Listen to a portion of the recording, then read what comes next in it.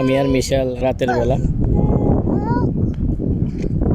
Red সির পারে হাঁটতেছি টুকটুক করে। মিশাল খুব আনন্দ পাইতেছে।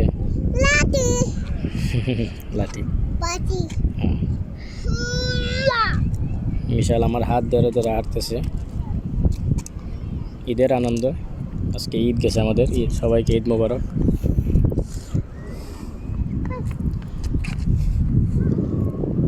উন্মুক্ত আবহাওয়াতে হাঁটতে খুবই ভালো লাগে। সেই আনন্দটা মিশাল উপভোগ করতেছে, ভালো লাগতেছে। রাত্র প্রায় এখন 2:45 বাজে। রাতের বেলা আসলে এখানে তো রাতের বেলায় ঘোরাঘুরিটা বেশি হয়, দিনে তাপমাত্রা বেশি থাকে, এখানে মানুষের কোনো জমজমাট থাকে না। এই জন্য বাচ্চাদেরকে নিয়ে সাগর পাড়ে ঘোরাঘুরি করা। অনেক বাচ্চারা দোলনা খাইতেছে, দোলনায় দোল দিচ্ছে।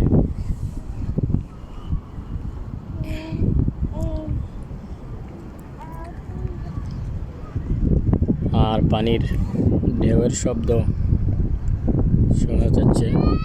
রেড সির পানির ঢেউ, খুবই স্বচ্ছ পানি, মনোরম পরিবেশ, খুবই ভালো।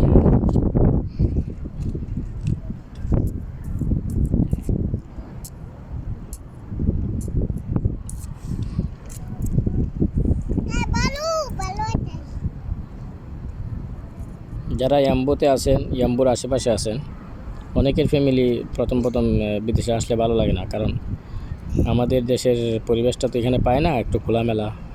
তো সবাই একটু সাগর পাড় নিয়ে আসলে ঘোরাঘুরি করাইলে ভালো লাগবে।